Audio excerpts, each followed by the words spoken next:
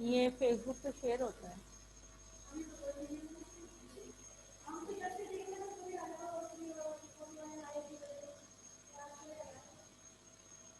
मेरे पास इतना टाइम नहीं होता कि मैं इधर उधर घूम के देखूं, इसलिए मुझे पता नहीं है।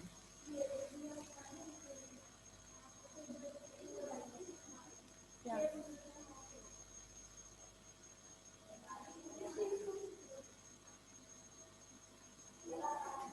मुझसे पूछ लो, मुझसे पूछ लो, बताओ। मोबाइल में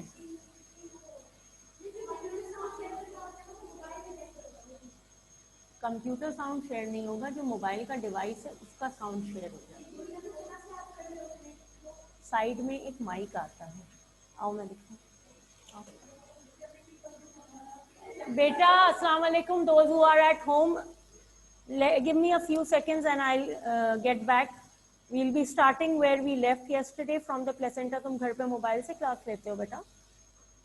तुम्हें जोंग नजर आ रहा है कहीं? वो जोंग कह रही जूम, ये देखो ये जूम आया, ठीक है। अब तुम ज्वाइन करती होगी मीटिंग, ठीक है। सपोज ये मैंने ज्वाइन मीटिंग किया। अच्छा यहाँ मीटिंग आईडी देना पड़ेगा, ठहरो मैं तो न्यू मीटिंग खुद करती हूँ, ठीक है। स्टार्ट मीटिंग, मैंने मीटिंग स्टार्ट कर दिया सपोज, ठीक है। अब ये मीटिंग नहीं स्टार्ट हो गई, ये देखो कनेक्ट हो गई, ये देख रही हो ये म्यूट आ रहा है। तुम यहीं से अनम्यूट करोगी तो कनेक्ट हो जाएगा। तुम क्या कहना चाहते हो?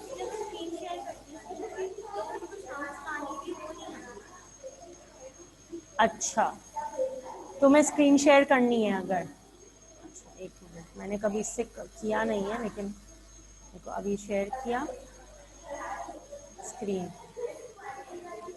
Zoom will start capturing. क्यों?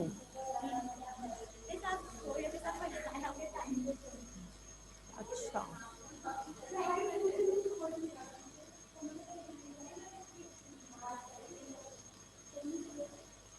अच्छा, मेरा कनेक्ट हुआ हुआ है, ये देखो लिखा हुआ है डिस्कनेक्ट ऑडियो, यानी मेरा ऑडियो कनेक्ट हुआ हुआ है।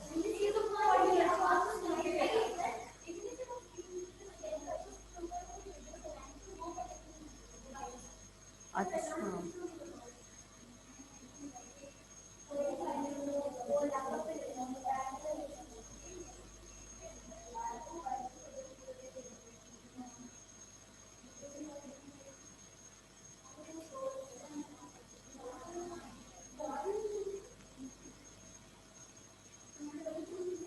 क्या फ्राइडे का तुम लोग की क्लास इतनी देर तक चली? एंड प्लस ये कि मैं 2 दफा लॉग इन लॉग आउट हुई और तुम लोग की क्लास चली जा रही। हाँ मैं काफी,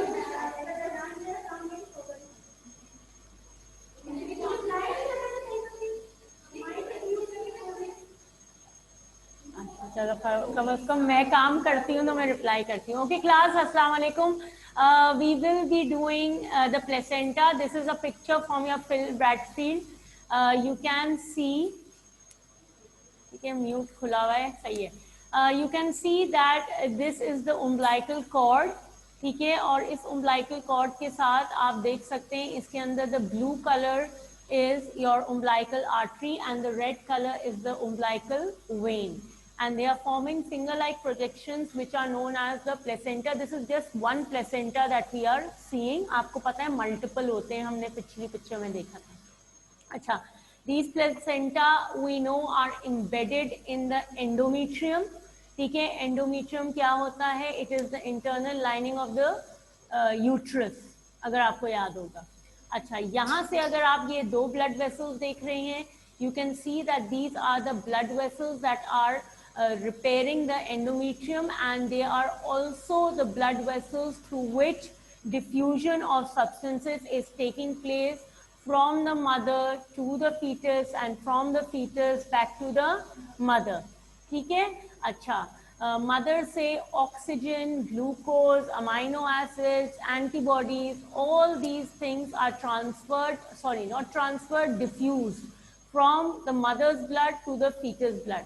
Vice versa, when the fetus will metabolize, it is going to produce urea, carbon dioxide, some nitrogenous waste products, ठीक है, and all those will be diffused out from the fetus blood towards the mother's veins. Clear? यहाँ तक हो गया था कल, ठीक है. अब आ जाइए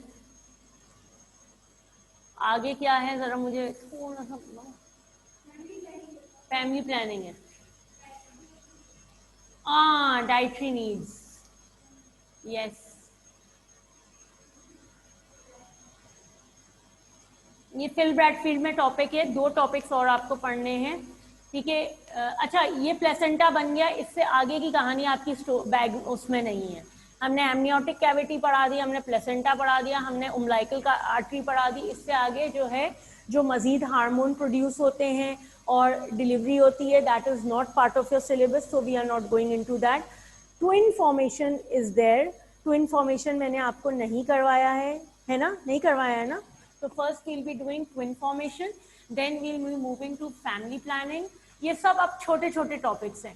फैमिली प्लानिंग है, STDs हैं यानी सेक्सुअली ट्रांसमिटेड डिजीजेस, और उसके अलावा एडवांटेजेस ऑफ ब्रेस्ट फीडिंग हैं और dietary requirements of a pregnant women. ठीक है, ये छोटे छोटे टॉपिक्स हैं इस में, तो अब हम वो सब कवर करते जाएंगे. पहले फॉर्मेशन ऑफ ट्विन्स करते हैं. अच्छा, कितने तरह के ट्विन्स होते हैं?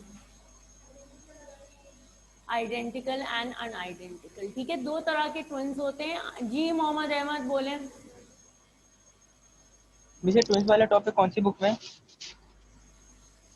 ट्विन्स वाला दोनों में, लैंपिंग में साइड में दिया हुआ है ब्लू कलर के नोट में, पेज पर. ठीक है. ये क्या लिखा हुआ है, पेज नंबर बताओ. 347 लैंपिंग. ऐसे नहीं याद बेटा, बुक ला.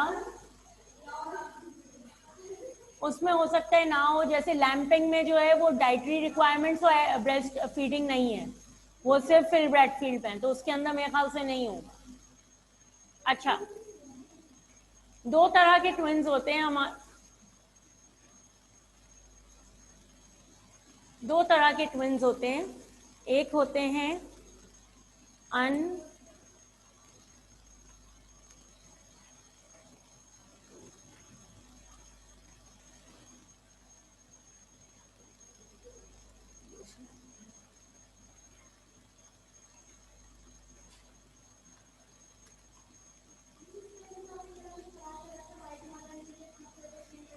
ये भी किसी बुक में नहीं है, ये उसमें है फिल ब्रैडफील्ड में, इसमें नहीं. दो बस 2 मार्क का सवाल आता है, 2 ही पॉइंट्स हैं. ठीक है, ओके. अनआइडेंटिकल ट्विन्स. अच्छा, हमें ये पता है कि every month 1 egg is produced by any one of the ovaries. Yes or no? But there are times when both the ovaries can produce 1 egg each in a single month. ठीक है, एक egg right side की ovary ने produce कर दिया, एक egg left side की ovary ने प्रोड्यूस कर. ठीक है. अच्छा, स्पर्म्स की कमी तो होती नहीं है, मिलियंस की उसमें जो है स्पर्म्स एजैक्यूलेशन में बॉडी में रिलीज होते हैं. So when 1 sperm fertilizes the right egg and another sperm fertilizes the left egg, what will happen? How many zygotes will be formed? 2 zygotes. How many zygotes will be formed? 2 zygotes. सबर कर लो मोहम्मद अहमद. ठीक है, जब 2 zygote बनेंगे तो definitely they will turn up into 2 embryos. Yes or no? Embryo is a ball of cells. ठीक है, यूं करके हम ball of cells बना लेते हैं इसको. Multiple cells हैं इसके अंदर. Clear? So definitely when these 2 embryos will go and implant themselves in the endometrium, we will have twins, but they will be unidentical twins. कैसे twins होंगे? Unidentical. Unidentical twins का gender same भी हो सकता है, उनका gender different भी हो सकता है. Unidentical twins के दरमियान बिल्कुल बहन भाई की तरह की रिजेम्बलेंस होगी, या भाई भाई वाली रिजेम्बलेंस होगी, या बहन बहन वाली रिजेम्बलेंस होगी. वो एक ही शक्ल के नहीं होंगे. क्यों? क्योंकि इस एग के पास अलग सेट ऑफ गैमीट्स था, इस एग स्पर्म के पास अलग सेट ऑफ गैमीट्स है। सिमिलरली इस एग के पास एक सेपरेट सेट ऑफ गैमीट्स है और स्पर्म के पास भी एक सेपरेट सेट ऑफ गैमीट्स है। अलग एग्स हैं, अलग स्पर्म्स हैं और अलग एम्ब्रियोज और जाइगोट्स बना रहे हैं।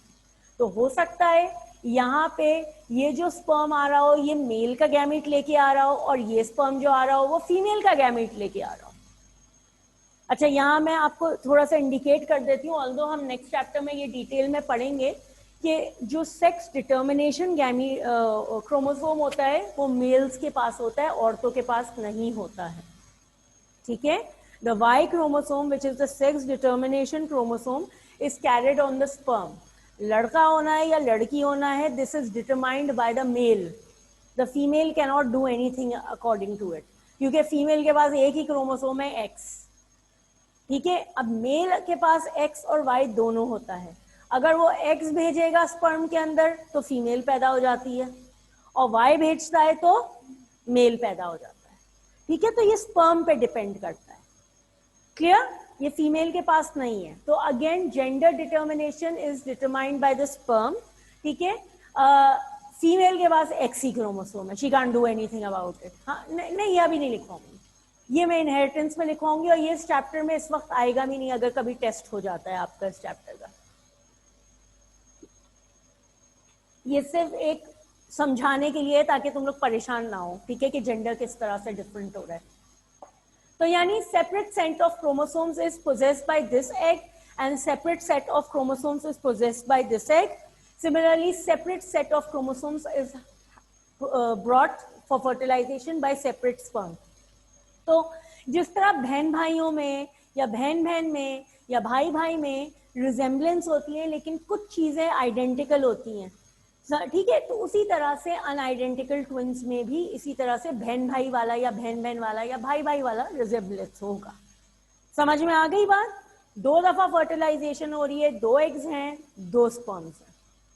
अच्छा, आइडेंटिकल ट्विंस में कुछ ऐसा नहीं होता। आइडेंटिकल ट्विंस में हमारे पास एक ही एग होता है और एक ही स्पर्म होता है और रिजल्ट में हमारे पास एक ही जाइगोट बनता है। अब अगर स्पर्म ने इसे फीमेल बना दिया तो ये बच्चा जो जाइगोट है ये फीमेल होगा। अगर स्पर्म ने इसे मेल बना दिया तो ये जाइगोट क्या होगा? मेल होगा। अगर इन दोनों में से किसी के पास कर्ली हेयर के कैरेक्टर्स हैं, लाइट कलर स्किन के कैरेक्टर्स हैं, तो जो रिजल्टिंग जाइगोट है उसके पास भी वही स्पेसिफिक कैरेक्टर्स मिला जुला के अम्मा अब्बा से आ जाएंगे। ठीक है, अच्छा, अब इस जाइगोट में क्या होता है मुझे बताओ, कौन सा प्रोसेस होता है? माइटोसिस। माइटोसिस से कैसी सेल्स बनती हैं? आइडेंटिकल सेल्स बनती हैं, याद है? ठीक है, जेनेटिकली आइडेंटिकल सेल्स बनती हैं माइटोसिस से। यानी माइटोसिस से जब 1 से 2 सेल्स बनेंगी तो अल्लाह ताला की अपनी मर्जी इसमें इन्वॉल्व होती है और किसी का कोई टोटका और चीज इन्वॉल्व नहीं होती कि खुद ब खुद ये सेल्स जब जाइगोट बनाता है ना तो यूं चिपकी रह जाती हैं ये सेल्स इस तरह से पहली दफा में। ठीक है, और फिर जब ये मजीद डिवाइड करेंगी तो ये 2 से यूं करके चिपक के 4 यूं चिपक के बन जाएंगी। ठीक है, इस तरह से 2 से 4 बनेंगी, 4 से 8 बनेंगी, 8 से 16 बनेंगी। समझ में आ रहा है? लेकिन यहाँ पे एक minute, let me finish. Identical twins में क्या होता है, ठीक है, कि ये जब पहली दफा डिवाइड करती हैं वो सेल यूं माइटोसिस से जब साइटोकिनेसिस उनमें होता है यानी सेल डिवीजन हो रहा होता है तो वो डिवाइड करके नॉर्मली यूं करके चिपक जाती हैं वापस, लेकिन वो वापस अलग नहीं अलग होती हैं तो वो अलग ही रह जाती हैं, वो आपस से जुड़ती नहीं है और फिर इंडिविजुअली इनमें माइटोसिस होना शुरू हो जाता है। इस तरह से 2 एम्ब्रियोज बन जाते हैं।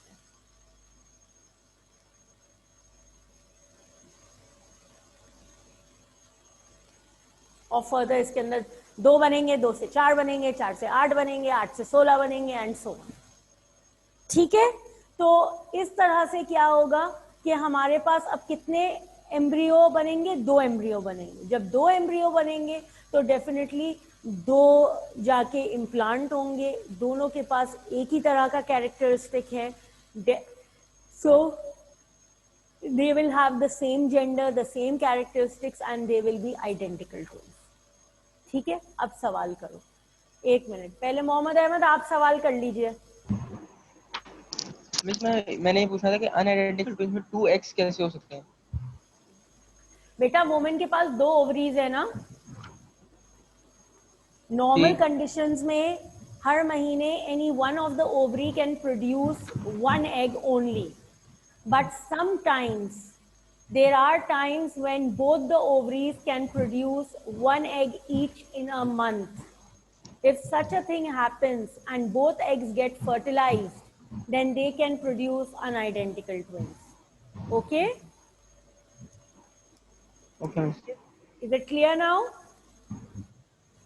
जी मिस. बोलो. हाँ,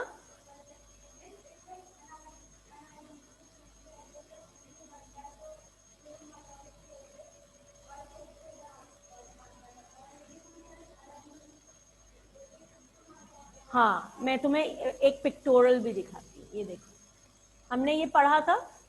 ठीक है, ये एक एग यहाँ से प्रोड्यूस हुआ. ठीक है, ये जाइगोट बना. अब तुम यहाँ देखो, जब इस जाइगोट में, मैंने कल यहाँ माइटोसिस लिखवाया था ना आपसे, जब जाइगोट में माइटोसिस हुआ तो इसने एक बॉल ऑफ सेल्स बना लिया विच इज एम्ब्रियो. ये बॉल ऑफ सेल्स ग्रेजुअली बनेगा, ऐसे ही नहीं है कि एक सेल से पूरा बॉल बन जाएगा. ठीक है, पहले 1 से 2 बनेंगे, 2 से 4 बनेंगे, 4 से 8 बनेंगे, और वो मल्टीप्लाई करते करते करते करते एक बॉल ऑफ सेल्स बन जाएगा. फिर वो बॉल ऑफ सेल्स के अंदर टिश्यू डिफ्रेंसिएशन शुरू करेंगे अल्लाह ताला. टिश्यू डिफ्रेंसिएशन का मतलब है कि कुछ सेल्स हार्ट बन जाएंगे, कुछ सेल्स स्टमक बन जाएंगे, कुछ सेल्स लंग्स बन जाएंगे, कुछ ब्रेन बन जाएगा. बाहर की कवरिंग के सेल्स जो है वो स्किन की फॉर्म लेना शुरू कर देंगे. ठीक है, तो ये ग्रेजुअल डेवलपमेंट हो रहा है, और ये सब माइटोसिस से हो रहा है. ये सब का सब किससे हो रहा है? माइटोसिस से हो रहा है. इसे कहते हैं सेल डिफ्रेंसिएशन. ठीक है, टिश्यू डिफ्रेंसिएशन होता है, पहले सेल डिफ्रेंसिएशन होगा. जाहिर है, एक सेल हार्ट का बनेगा, एक रेस्पिरेशन का बने, वो लंग्स का बनेगा, एक ब्रेन का बनेगा. फिर उनके अंदर मजीद डिफ्रेंशिएशन शुरू होगी माइटोसिस से. तो फर्दर क्या, पूरा ऑर्गन्स बनना शुरू करेंगे, ऑर्गन से सिस्टम बनेंगे. तो वो ओवरऑल बॉडी पूरी फीटस की इस तरह से डेवलप होगी. ठीक है, अच्छा, जिस तरह से ये, अगर आप क्या कहोगे, आपकी राइट हैंड साइड की, लेफ्ट हैंड साइड की आर्टरी है, तो इसी, सॉरी, ओवरी है, तो इसी तरह एक ओवरी इस तरफ भी तो होगी ना, राइट हैंड साइड पे.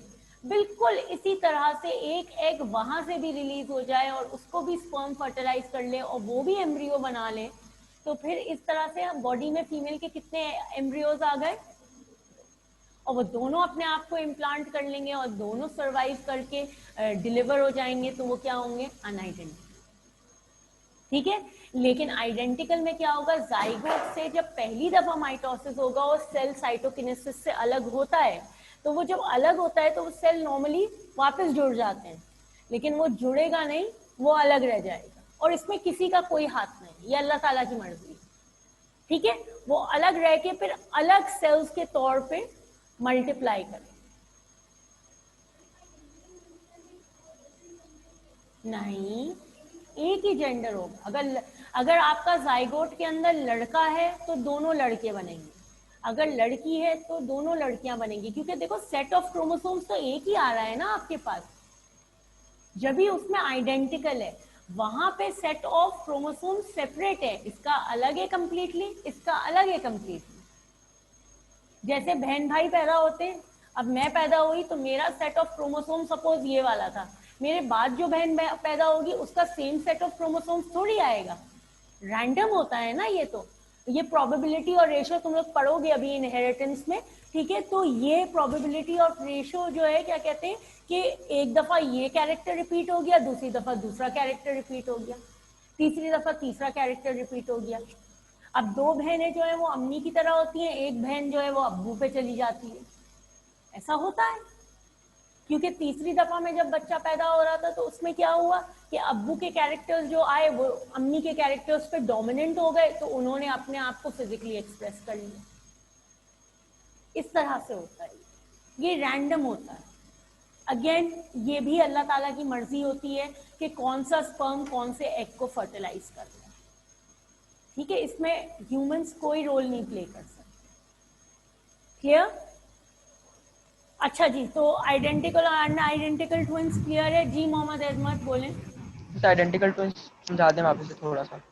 अच्छा, आइडेंटिकल ट्विंस में बेटा एक सिंगल एग होता है। It is the normal fertilization process. Initially one single egg is fertilized by one sperm to form the first cell, which is known as the zygote.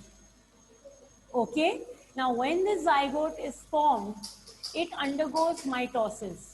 Mitosis में normally cells इस तरह से, मेरा cursor देखो, जुड़े रह जाते हैं, ठीक है, लेकिन अगर अल्लाह ताला ने आइडेंटिकल ट्विंस पैदा करने होते हैं, then what happens is that the first time that mitosis occurs, the cells separate.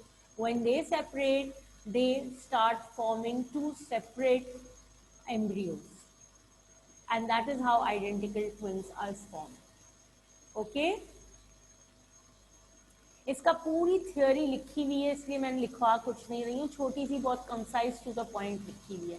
Diagram चाहो तो बुक में बना लो, क्योंकि बुक में डायग्राम नहीं बनी। क्लियर? अच्छा जी, इसके बाद आ जाइए, इसके अंदर यूं आता है, ये एमसीक्यूज में आता है, इसका कभी भी थ्योरी का सवाल आज तक तो नहीं आया कि आइडेंटिकल ट्विंस में फर्टिलाइजेशन एक दफ़ा होती है, 2 दफ़ा होती है, 3 दफ़ा होती है, 4 दफ़ा होती है। तो आइडेंटिकल ट्विंस में 1 दफ़ा होती है, ठीक है, अब तक जो सवाल आया है, और अनआइडेंटिकल का 2 दफ़ा होता है। बस ये सवाल ही आया है और एमसीक्यूज में आया है, इसके अलावा कोई सवाल इस टॉपिक से, ठीक है, बस फर्टिलाइजेशन से रिलेटेड आया है। आएगा तो एग से रिलेटेड आ जाएगा, या जेंडर से रिलेटेड आ जाएगा कि आइडेंटिकल ट्विंस हैं तो उनका जेंडर सेम होता है या डिफरेंट होता है, या सिर्फ मेल होता है या सिर्फ फीमेल होता है, ठीक है।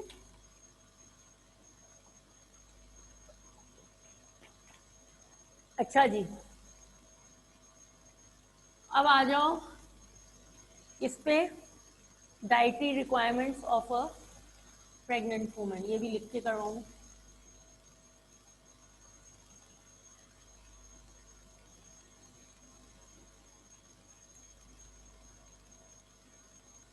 क्या एडवांटेजेस होते हैं? मैंने सेव तो किया था, मुझे याद है कि मैंने जाफर में पढ़ाया था, पता नहीं कहाँ चला जाता है। चलो खैर, हाँ जी, सबसे पहले क्या चाहिए होगा डाइटरी रिक्वायरमेंट्स में? एक मिनट, चैट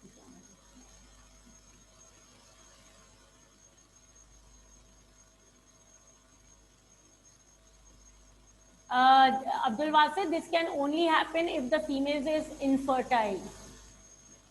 अगर फीमेल इनफर्टाइल होगी तो दोनों में से कोई भी ओवरीज जो हैं वो एग प्रोड्यूस नहीं करेंगी, ठीक है। Mohammad Ahmad, I have explain to you miss, वो पेंट पे जो आपने लिखा है वो दिखा दी, मैंने कुछ लिखा नहीं था, ड्रॉ कर दिया था, वो चला गया, सॉरी। अच्छा जी, कहाँ थे हम? डाइटरी रिक्वायरमेंट,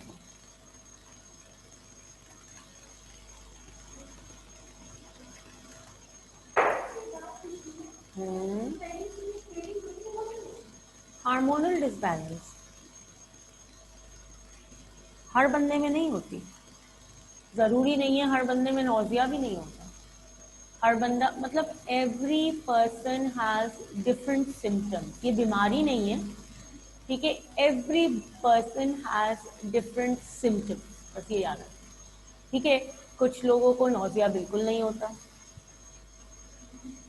ठीक है, कुछ लोगों को पूरे 9 मंथ्स रहता है, जैसे मेरी मदर को होता था जब वो मुझे बताती है, ठीक है। कुछ लोगों को क्रेविंग होती है, कुछ लोगों को गोश्त से नफरत आना शुरू हो जाती है, ठीक है, कुछ को मीठे की बहुत ज़्यादा क्रेविंग होती है, ठीक है। तो again it all depends upon women to women, ठीक है, and even from women to women, pregnancy to pregnancy, ये भी वेरी करता है। अगर एक प्रेगनेंसी में सर्टेन सिम्टम्स हैं तो दूसरी प्रेगनेंसी में दूसरे सिम्टम्स हो सकते हैं। This is all controlled by hormones.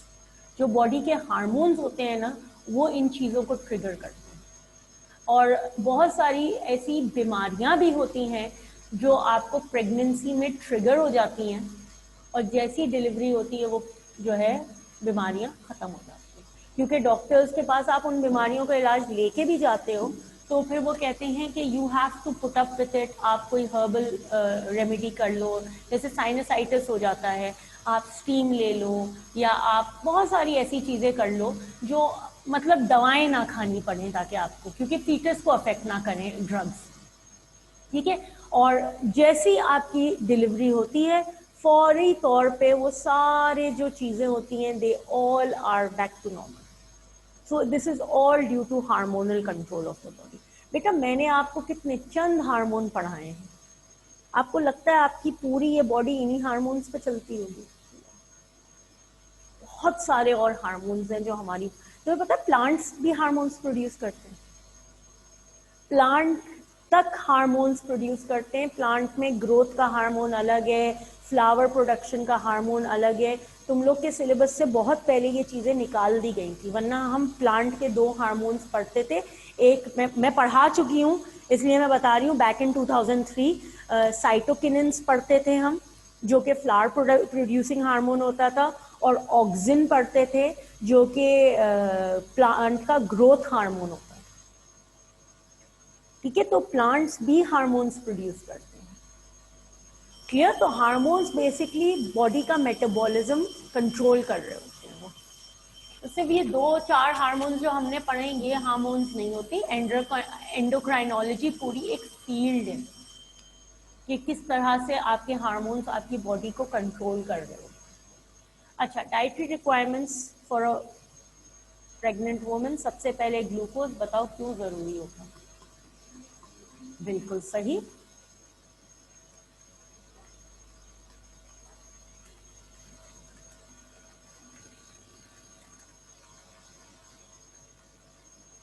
और बताओ जी। किसकी बॉडी में, किसकी बॉडी में? फीटस की बॉडी में, ठीक है। नहीं, मदर को क्या ग्रो करना है भाई, फीटस को ग्रो करना है अब, ठीक है।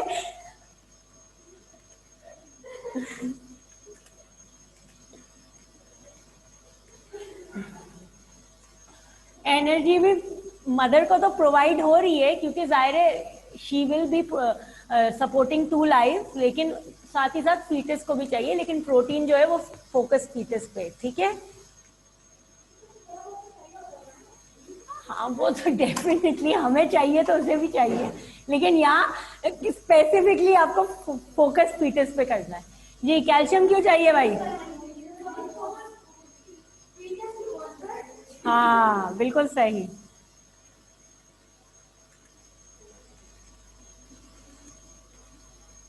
नहीं ये लिखना होगा फीचर्स बेटा, अच्छा जी।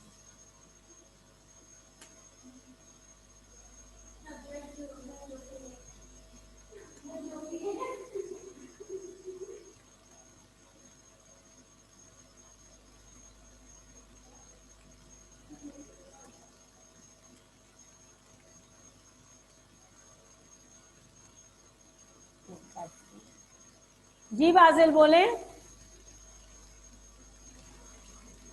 Miss fibre. Fibre, very good, fibre भी चाहिए, आ रहे हैं फाइबर को भी। हाँ जी, लिपिड्स क्यों चाहिए?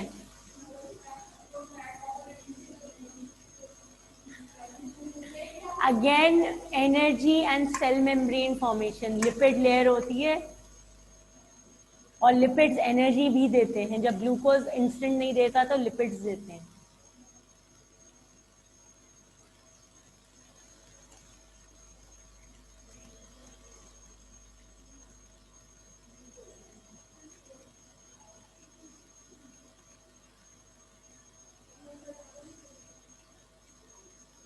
Oh sorry.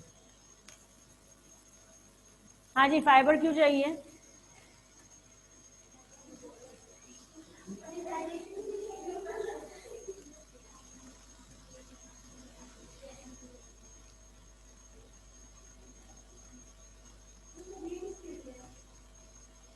बेटा बेटा कॉन्स्टिपेशन प्रिवेंट करने के लिए, अगर कॉन्स्टिपेटेड हो जाएगी वुमेन और वो फीसेस पास करते हुए प्रेशर देगी तो चांसेस होंगे कि उसका जो एमनियोटिक कैविटी है वो रप्चर हो जाए, क्योंकि प्रेशर होता है ना, तो वो प्रेशर देते हुए अगर कॉन्स्टिपेटेड होगी तो फीटस का जो एमनियोटिक कैविटी होती है वो वक्त से पहले नीचे भी आ सकती है और बर्स्ट भी हो सकती है।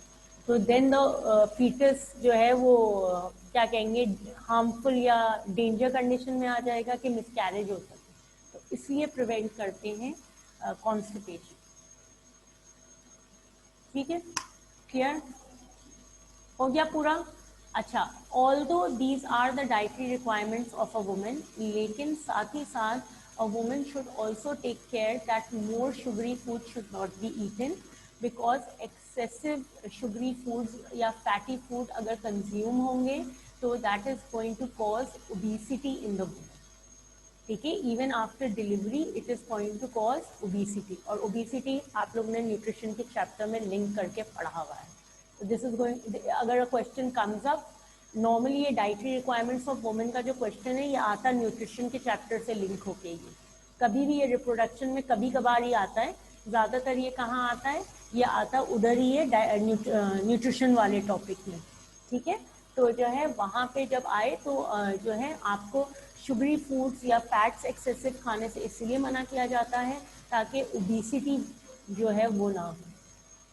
ठीक, अच्छा ये लिख लिया सबने घर पे बैठे हुए? हाँ लिख 2 लो। मिनट में 2 मिनट। हाँ हाँ ले लो बेटा, कोई बात नहीं। फिल ब्रैडफील्ड वाली देखो, मैंने कुछ मिस आउट तो नहीं किया? वैसे सभी लिख दिया है, ग्लूकोज प्रोटीन कैल्शियम। हाँ, folic acid for brain development of the foetus.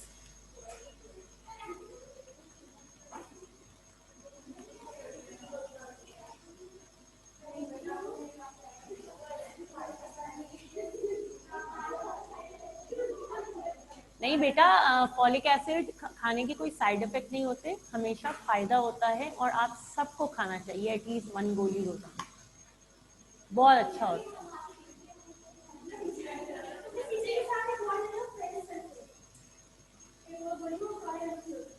वो खाने की जरूरत नहीं, बस सस्ती वाली फॉलिक एसिड खा हेलो, लो। अस्सलाम वालेकुम नदिया। जी बोलो बेटा। मिस, मैंने अभी अभी क्लास ज्वाइन करी है, तो आप मुझे बता सकती हैं, मैंने कुछ ज़्यादा तो मिस नहीं किया है? बेटा सिर्फ ट्विन फॉर्मेशन मिस किया है आपने, आप रिकॉर्डेड लेक्चर देख लीजिएगा, बाकी dietary requirements of a pregnant women we are doing it on. वो फेरिस सल्फेट सस्ती वाली होती है ना, 100 गोलियों की छोटी सी शीशी आती है, पीली पीली गोलियां, वो खाया करो 1 रोजाना फॉलिक। उससे मुंह में छाले भी नहीं होते, उससे स्किन भी अच्छी होती है, बाल भी अच्छे होते हैं और फर्टिलिटी भी बेहतर होती है, हार्मोनल बैलेंस भी अच्छा रखती है।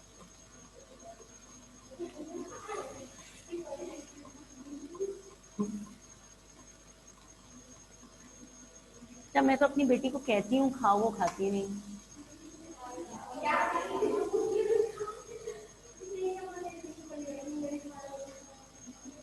खाया बुरी बात है। मैं एक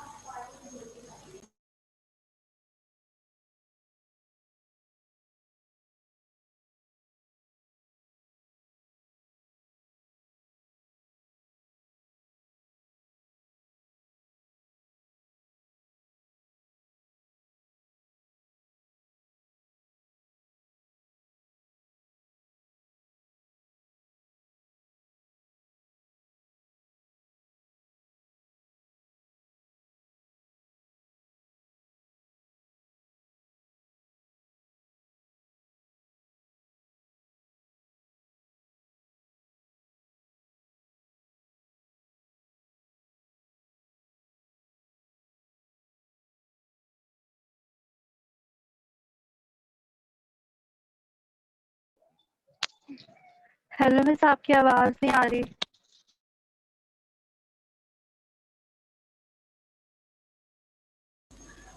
हाँ मुझे पता है, मैंने म्यूट करके बात कर रही थी मैं। रिकॉर्ड होता है लेक्चर, लेक्चर रिकॉर्ड होता है। अच्छा बेटा, are you done with this? Can we move to the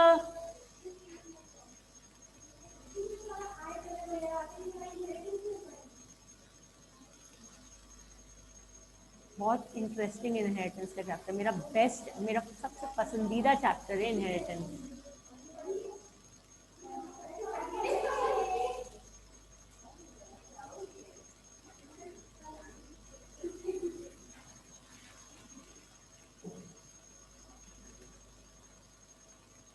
हाँ जी चलो,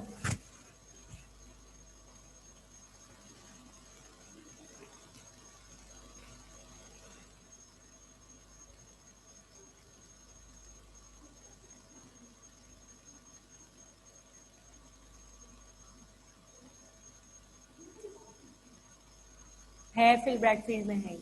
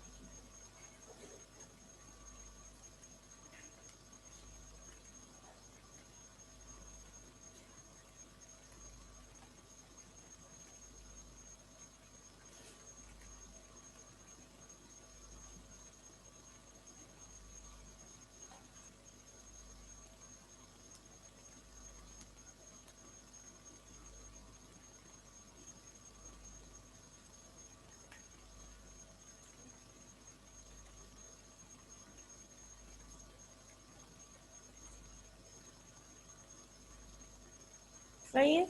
The colostrum, the milk produced right after delivery, contains antibodies, ठीक है, is sterile, babies do not develop allergies, develops a sense of breastfeeding से यानी develops a sense of bonding between the mother and the baby and easily digested।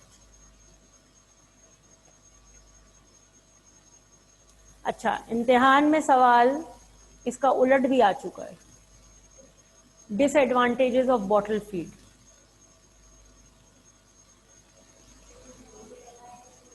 It is not sterile, ठीक है, it is not easily digested, some babies में develop allergies, ठीक है, समझ रहे हो। और इसके अंदर एक पॉइंट और किताबों में लिखा होता है which I find really stupid, I don't put it down on paper, it is economical, ठीक है, और जो वो है क्या कहते हैं उसको खरीदना पड़ता है, एक्सपेंसिव होता है बॉटल फीड, ठीक है। नहीं नहीं, बुक में है, और बॉटल फीड वाकई बहुत एक्सपेंसिव होता है, ठीक है, इतना सा डब्बा जो है वो 1,500-2 हज़ार का आता है। क्या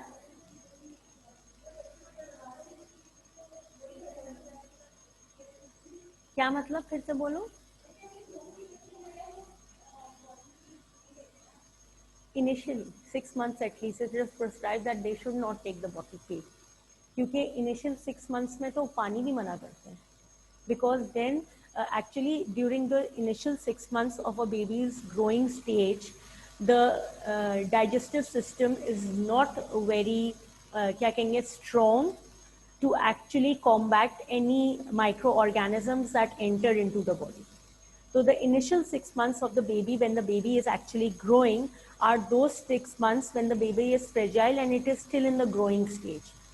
So it is advised that the baby for the initial 6 months should be on bottle feed, even water is not provided, because the mother's milk has a sufficient amount of water that fulfills the water requirement of the baby, ठीक है।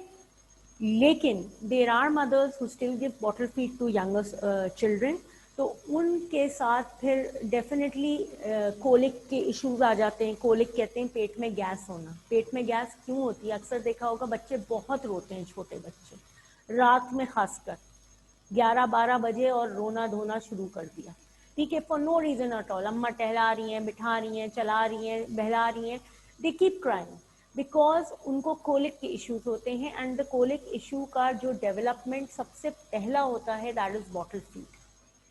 although bottle feed is more nutritional as compared to mother's feed, क्योंकि advantages of bottle feed आता है तो उसके अंदर यही advantage आप लिखते हो कि it is more nutritional as compared to mother feed, क्योंकि उसमें nutrients थोड़े बढ़ा चढ़ा के दिए हुए होते हैं which can help a baby to develop at a faster rate, ठीक है। लेकिन still there are some babies, अगर 50% बॉटल फीड पे खुश रहते हैं तो there are 50% babies who develop allergies, it is not digested easily, ठीक है। वो क्या करते हैं, उनको लूज मोशंस, डायरिया होना शुरू हो जाता है बच्चों को बॉटल फीड लेते ही। एंड प्लस एक डिसएडवांटेज बॉटल फीड का ये होता है कि निपल खुलती है बार बार, तो डेफिनेटली आपके एनवायरनमेंट के जो माइक्रो ऑर्गेनिजम्स हैं उस पर मिल्क तो लगा हुआ होगा ना, मिल्क के अंदर ग्लूकोज है, माइक्रो ऑर्गेनिजम्स को ग्लूकोज ही चाहिए होता है, तो वो फौरी तौर पे उस पर आ जाएंगे, ठीक है। तो हर दफ़ा आप बॉटल को या तो स्टेराइल करो, कैप लगा के रखो, इतना विजिलेंट कहाँ होते हैं, ठीक है। 1 साल बाद तो फीडर में पाँव में पड़ी हुई मिल रही होती है, ठीक है। तो ये पूरा एक सिस्टम होता है। अच्छा, एडवांटेजेस ऑफ बॉटल फीड पे जब सवाल आएगा तो डेफिनेटली आप न्यूट्रिशन की बात करोगे। और एक एडवांटेज दूसरा जो आता है वो ये है कि it can, the bottle feed can be fed to the child by anybody, मतलब ब्रेस्ट फीडिंग के लिए you do require the mother, लेकिन बॉटल फीड जो है इवन द फादर और anybody in the family can use it. तो मतलब ये एक एडवांटेज के तौर पे सवाल आए तो ये 2 पॉइंट्स लिखोगे, 2 मार्क का ही सवाल एडवांटेज का आया हुआ है आज तक और एक ही दफा आया है, ठीक है। डिसएडवांटेज 3 मार्क का आया है, वो 1 से 2 दफा आया, और ये एडवांटेजेस वाला काफी दफा आया है, ठीक है। तो कभी भी याद रखो, हम अपनी तरफ से वो सब कुछ पढ़ा देते हैं जो तुम्हारे सिलेबस में होता है, और सिलेबस के अलावा भी पढ़ाते हैं। जैसे प्रोस्टेट ग्लैंड आपके सिलेबस में नहीं है, लेकिन क्योंकि आपके पास पेपर्स में वंस अपॉन अ टाइम गलती से एक क्वेश्चन आ गया प्रोस्टेट ग्लैंड का, जहाँ पे बच्चे को सिंपली अपनी कॉमन सेंस अप्लाई करके आंसर देना था, लेकिन हम अब पढ़ा देते हैं, ठीक है। इसी तरह Mohammad Ahmad, I have seen you raise your hand, just a moment, ठीक है। इसी तरह ये याद रखना कि कभी भी कोई सवाल थोड़ा सा सिलेबस से हट के आएगा आपको, क्योंकि आप में इम्तिहान का प्रेशर इतना होगा आपके ऊपर कि आपको लगेगा हाँ ये तो बिल्कुल सिलेबस से बाहर है, लेकिन वो बिल्कुल सिलेबस से बाहर नहीं होगा। इन क्वेश्चंस को कहते हैं हायर ऑर्डर क्वेश्चंस, यानी out of the box think करके आप उस क्वेश्चन को आंसर कर सकते हो या नहीं कर सकते हो। और ये हमेशा क्वेश्चन 1 से 2 मार्क का होगा, 2 मार्क से कभी भी एक्सीड नहीं करेगा, और ये हर पेपर में आएगा, किसी भी टॉपिक से लिंक हुआ होगा, और ये हर पेपर में आएगा, ठीक है। ये एक्चुअली थोड़े वो जो हाई अचीवर वाले बच्चे हैं ना, उनकी टॉप फ्लोर को ट्रिगर करने के लिए ऐसे क्वेश्चंस पेपर में डाल दिया, ठीक है। अच्छा जी, मोहम्मद अहमद आपका क्वेश्चन।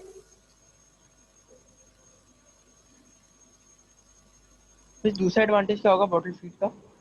एक तो ये हो गया कि एनीवन कैन फीड, और दूसरा वाला कौन सा था? न्यूट्रिशनल वैल्यू ज्यादा होती है बॉटल फीड की, न्यूट्रिशनल वैल्यू बॉटल फीड की ज्यादा होती है। अच्छा, हमेशा पेट में गैस वाली बीमारी कौन सी होती है, उसका नाम क्या था? कोलिक, CHLOIC, नहीं CHOLIC, कोलिक, CHOLIC, कोलिक, ठीक है। अच्छा, कितना टाइम रह गया क्लास खत्म होने में? कितने बजे क्लास खत्म होगी हमारी? 12:15 बजे खत्म होगी, आधा घंटा नहीं है, ना मुझे नहीं पढ़ाना। 15 मिनट नहीं, 5 मिनट का दे दूंगी, 5 नहीं 10 मिनट का दे दूंगी, आखिर में दूंगी, ठीक है। जस्ट 1 मोर, कॉन्ट्रासेप्शन शुरू करते हैं। अच्छा, एक मेथड कॉन्ट्रासेप्शन का पढ़ते हैं, उसके अलावा छोड़ देंगे। सारी किताबें चीजें भाई नहीं है, चलो छोड़ दो, हम पेंट पे ही पढ़ेंगे सब। अच्छा,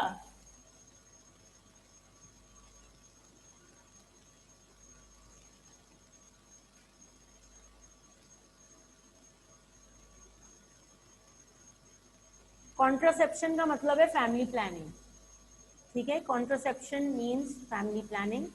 there are 4 contraceptive methods that any women और मैन कैन फॉलो, ठीक है। The first is the rhythm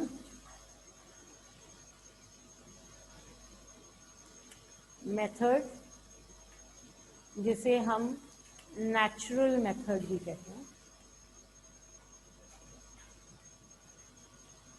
ठीक है। दूसरा हमारे पास आ जाते हैं केमिकल मेथड्स, जिसमें दवाइयाँ वगैरह यूज़ की जाती हैं, ठीक है। तीसरा हमारे पास आ जाता है मैकेनिकल मेथड्स, जिसमें डिवाइसेस या कॉन्डम्स या पेमिडोन्स या कैप्स, इस तरह की चीज़ें यूज़ की जाती हैं टू प्रिवेंट प्रेगनेंसी।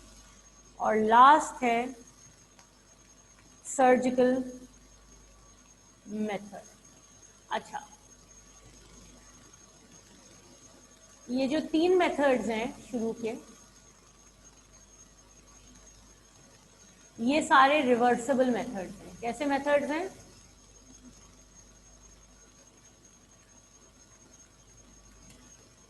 क्या मतलब रिवर्सिबल मेथड्स? यानी हम इन मेथड्स को फॉलो कर सकते हैं टू प्रिवेंट प्रेगनेंसी, लेकिन whenever a woman needs to get pregnant, she will discontinue with these methods and she can get pregnant. सही है। लेकिन दिस मेथड हियर, सर्जिकल की स्पेलिंग गलत लिखी, तुम लोग ने बताया भी नहीं मुझे, गलत बात।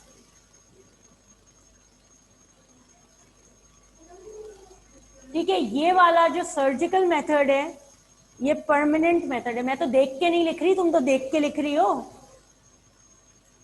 ये परमानेंट मेथड है, यानी अगर कोई बंदा सर्जिकल ट्रीटमेंट करवा लेता है तो फिर वो रिवर्स नहीं हो सकता। It's a permanent method, clear. जबकि ऊपर के जो तीनों मेथड्स हैं, रिदम मेथड, केमिकल मेथड और मैकेनिकल मेथड, ये तीनों के तीनों जो हैं ये आप रिवर्सिबल मेथड्स हैं, यानी जब भी प्रेगनेंसी या कोई कंसीव करना चाहे they can discontinue with these methods and the woman can get pregnant, ठीक है। the first method which is the rhythm method, बस एक ही करवाऊंगी पक्का वाला। this is actually a method जहाँ पे जो वुमेन की menstruation cycle है वो मॉनिटर की जाती है, ठीक है। the woman herself will monitor her menstruation cycle and she will prevent having intercourse in the fertile days of her menstruation cycle, ठीक है। इस जो रिदम मेथड या नेचुरल मेथड है उसमें क्या होता है that a woman keeps track of a menstruation cycle, ठीक है। और जो वो डे 11 से डे 17 वाला पीरियड होता है ना, जो वुमेन का फर्टाइल पीरियड है, when she will actually ovulate during this time duration, during that time duration she will prevent having intercourse. When she prevents having intercourse during that time period, definitely there will be no egg for the sperm to fertilize and she will not get pregnant. But this is not a reliable method, let me tell you that. ठीक है, this is not a reliable method, this is a very unreliable method, ठीक है। it can, वही बात है, 50% chances होते हैं कि it works and 50% chances होते हैं it doesn't work. So this is not a reliable method. आज ही मैंने एक सवाल करवाया है reliable unreliable का इसी मेथड को लेके, तो इसीलिए ये वर्ड मैं यूज कर रही हूँ, ठीक है। इट इज एन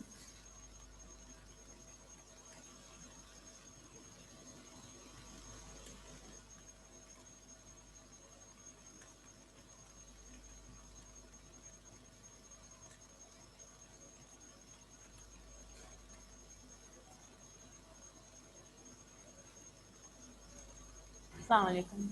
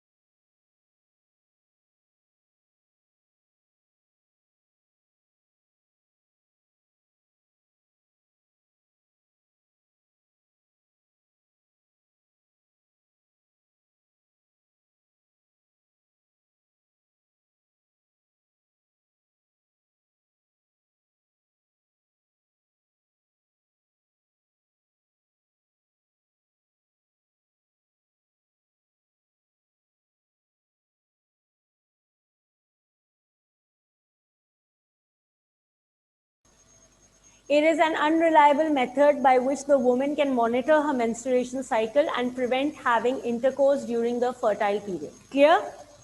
ठीक है, this is the rhythm method. It's an unreliable method. Clear?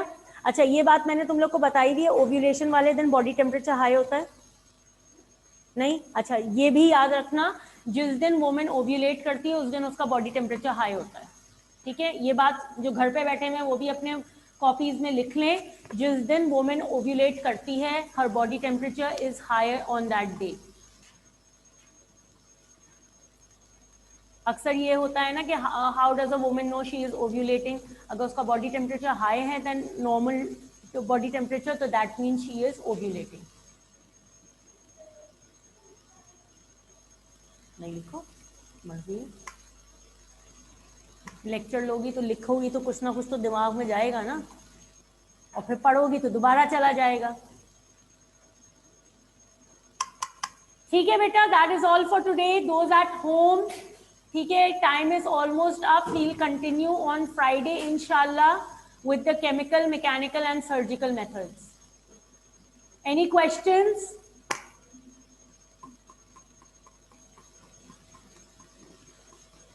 No questions?